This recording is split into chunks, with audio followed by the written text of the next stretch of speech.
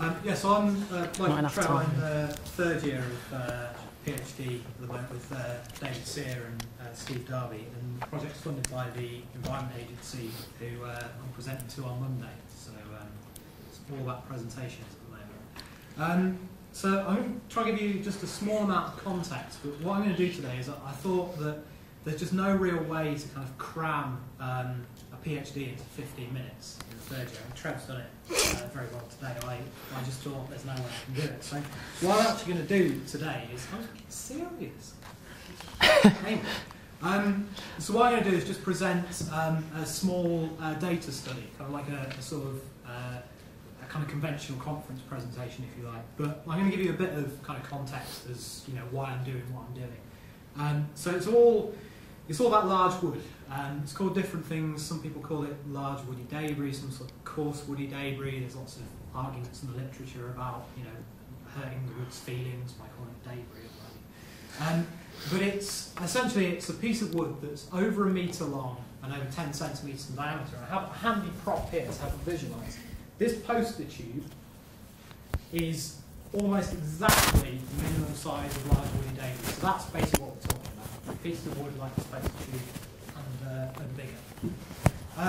And where this is important, where this large wood is important, especially at the moment, is to do with river restoration or river rehabilitation.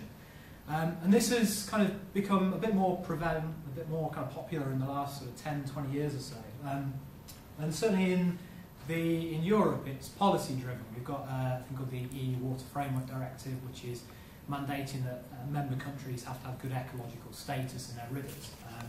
And it's also popular in the US as well. They have the Clean Water Act and the Water Quality Act as well. Kind of similar sort of things.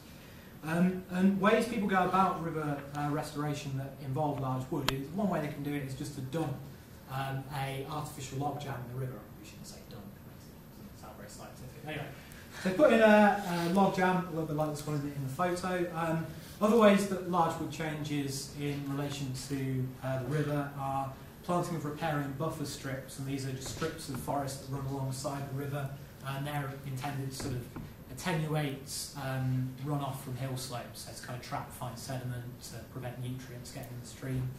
And the last one is to kind of start using hands-off management with riparian forests. So it's where there's already existing forests. Instead of harvesting them for timber or removing dead trees and dead wood, we just kind of leave them to sort of get on with it. And both of those sort of forest management things will increase the amount of dead wood in the environment and also increase it in the stream. So with the amount of large wood in rivers changing, what we want to know is what the kind of flood effects of these are. And we know in the literature there's a lot of information about the local hydraulic effects of individual log jams, but the data is very sparse on scaling this up to the catchment scale. So what we're talking about here is where river restoration is applied up in headwaters, and the impact that has, the local hydraulic effects up in the headwaters, are they observable at a catchment scale, and are they going to affect flooding at downstream urban locations? So that's basically the whole kind of the context. This is the PhD as a flowchart. So this, how professional is this? This is the end result, flood modelling, numerical flood modelling. Now, with numerical flood modelling, the results you get out are only as good as the data you put in. Basically, you put rubbish in, you're going to get rubbish out. So most of the PhD is involved parameterising this model.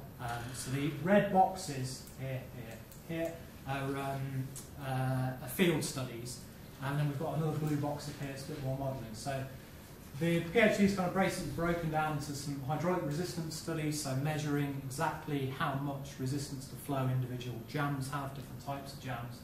We've got a log jam survey, so trying to quantify the spatial variability of jams. And then this forest growth modelling, some values from the literature, values from the Forestry Commission on tree growth. What we're trying to do here is to predict how wood loads change as a forest matures and develops. So this relates into those ideas of planting new buffer strips or advocating kind of hands-off forest management. And part of that is a log tagging study where we're trying to quantify how far this wood moves once it gets into the river. And that's what I'm going to be talking about today, just this kind of tiny element of it. So, as the kind of name suggests, these log tagging studies involve putting tags on logs. So here's number 693, it's a great log.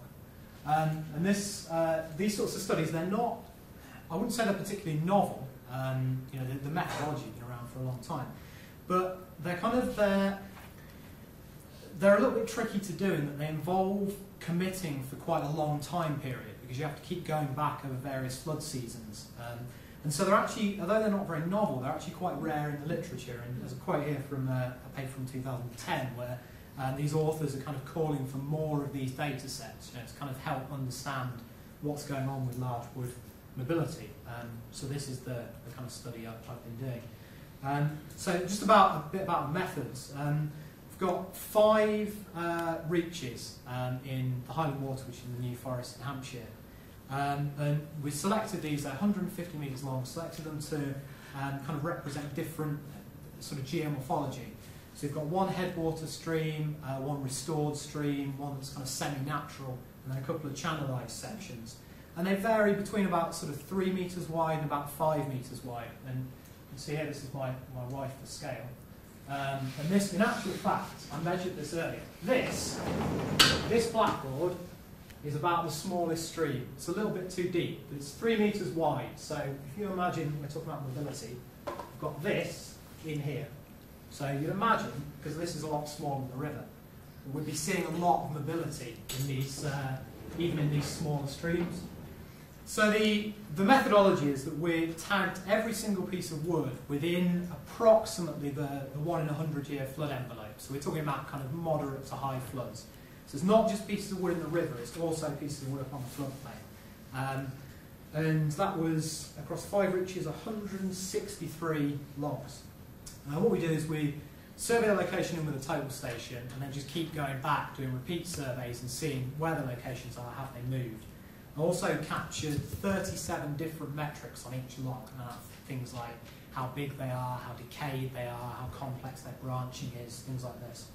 And the good thing about this study is that you can, although I've done it over sort of 2 and a bit years, you can do it over kind of 5, 10 years. So people can go out, repeat this survey, and get quite long-term data on this. Just briefly, just want to thank Trev, Chris, Sarah, Peter, John, Hannah, who's in the picture, Gemma, and Jules for advice on kind of the methodology with this, who've been completely invaluable. You need 2 people to do this at least, so it's impossible to do on my own. So research questions around this is there a size threshold beyond which this wood is essentially immobile? It's too big to be mobilised by the stream.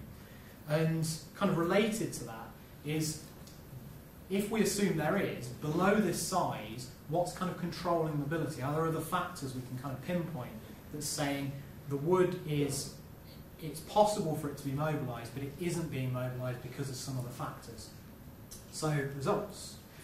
This is just a kind of binary thing. So has the wood moved between the very first survey and the last survey I did? This is a dimensionless plot. So this is the length of the wood divided by the width of the river, and the diameter of the wood divided by the depth of the bank.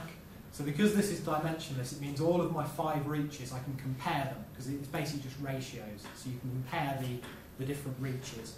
And I guess what this is, I hope you can see this is showing straight away, is once you get above kind of 1 bank width in length and above about 0.25 in diameter, you're getting a lot less mobility. Once you get above sort of 2 widths in length, above about 0.4 times the bank height, you're really getting virtually no mobility at all. So there does seem to be some thresholds we can kind of pick out here. And the other thing to note is that obviously this isn't, not everything has moved. So there's some really small logs down here, these blue ones, that haven't moved at all, even though they're quite small. So we're trying to figure out, what's governing this, because we know that they can move, but what's stopping them? So we looked at kind of controls on mobility, and a few people have talked about logistic regression. Just it's kind of a very powerful tool where you've got a binary or a categorical outcome. In this case, has it moved, yes or no? And there's a few different kind of modelling strategies you can use. But the way I went about doing it was put all of the factors I thought might be important as predictors of mobility into the model. You run it, you get the results, you take out all of those which it says aren't statistically significant, and then you refine the model and make it more parsimonious. So you're basically trying to get the best model you can with the fewest predictors. And applying a confidence interval of 95%, it's basically saying that not a lot is important, really.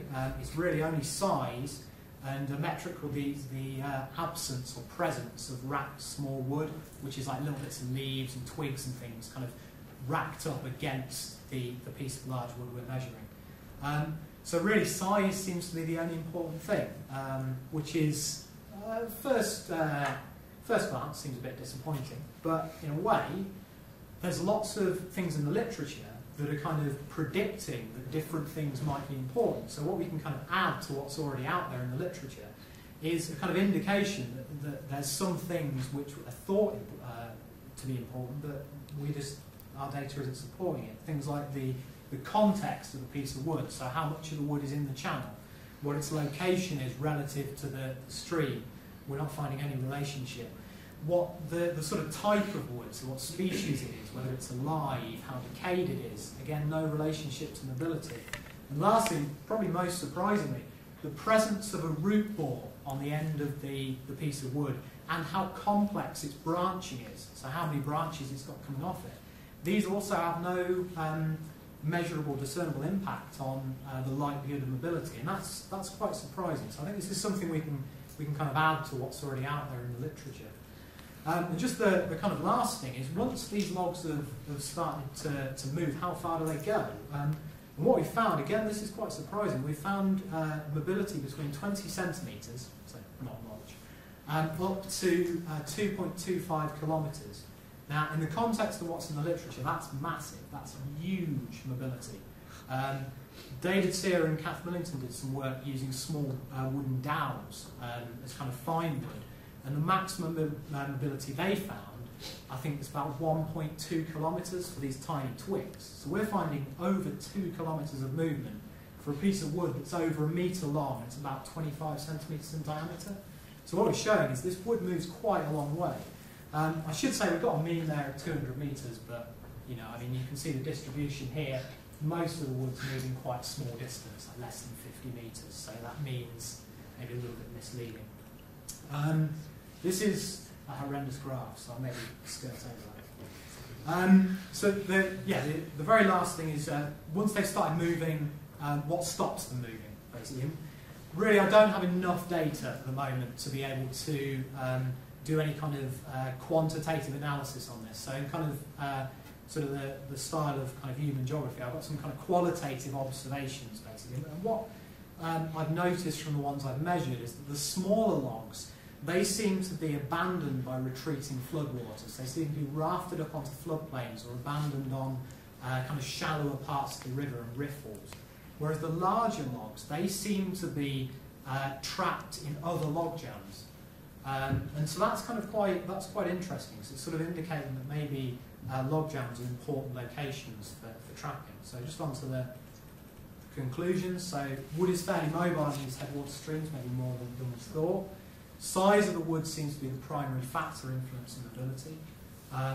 We do seem to have some kind of size thresholds above which wood is immobile. And factors predicted in the literature, such as presence of root rod, how complex the branching is, as potentially controlling mobility, don't really seem to have any effect. And lastly, log jams, important areas for trapping mobile wood in the river. So thanks. Follow me on Twitter.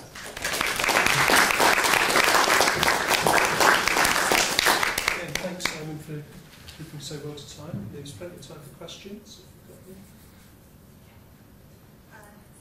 So you discuss here the characteristics of the wood, but did you look into the characteristics of the rivers, or are they more or less the same as Yeah, no, that's a good question. I mean, that's the characteristics of the river are captured in part of those 37 kind of things and measured about the wood. So we've got characteristics for the location of the wood where it starts. What I haven't analysed yet is the data that I've got on the kind of complexity of the river downstream of the piece of wood. Now, that's important in terms of your transport length. I would argue it's probably not important in terms of whether the wood moves or not, because what we're talking about there is the kind of resistance to kind of further movement, if you like. So that's something where that graph I kind of skirted over. That's kind of one of the reasons I sort of went, I'm not too happy with this, because really we need to get that, get the analysis of that data to kind of relate that to how far the wood's moving, to kind of see if we can pick some of those things out. One of the things I've noticed sort of anecdotally in some of the lengths that the wood is moving is the geomorphic kind of variability doesn't actually seem that important, just in terms that the pieces of wood that have moved quite a long way really are massive. I mean, I was waving my poster tube around, but I've got a couple of pieces of wood which are 3 metres long, so that's almost exactly the size of these centre desks here. And one of those pieces of wood has moved 65 metres, and one's moved 200 metres. So there's a lot of geomorphic variability in that length of river, and it doesn't seem to have stopped the wood. There's another piece which is 10 metres long. That's the width of the lecture theatre. That's moved 132 metres.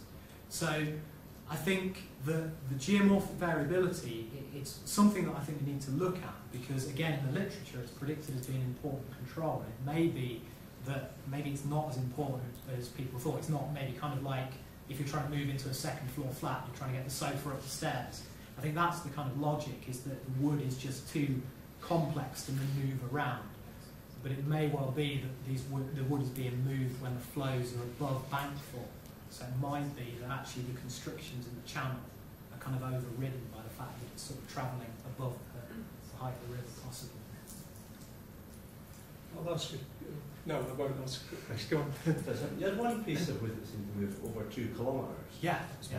So I noticed that's been significantly more than the other ones. Didn't seem to move nearly a quarter as much. Can you give any explanations to why it might have moved that far? Yeah, I mean, it's if I get back to that. Yeah, I mean that the problem with all of these tagging studies is finding the pieces of wood after they've moved. It's fine if they stay in the same place. You can go with your total station and, and get your points. But when they start to move, you've got to find them again. And I've got 2 tags on each one and some kind of fluorescent paint.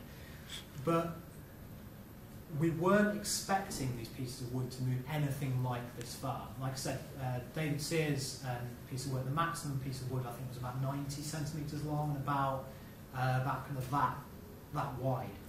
And they only found them up to 1.2 kilometres. I actually only found this because it happened to be in a reach I was studying for something else, and Trev was sat on it. Like, no word of a lie. I was like, we were out doing some field work, and I was like, what are you sat on this tag log for? And then I realised it wasn't a reach where I'd done the tagging. So I kind of went out and then captured the location of that log. So I think potentially we could well find that there's other pieces of wood in this region here that we just haven't been able to find. It may well be the case that there's others which have moved even further that again, we can't find. So I found about 75–80% of the logs I've tagged. So yeah, I keep an eye out whenever I'm out in the forest. Okay, Mary, let's make it a... It's very quick. It's stepping back again. What do you think would be the impact on streams like that if they reintroduced beavers?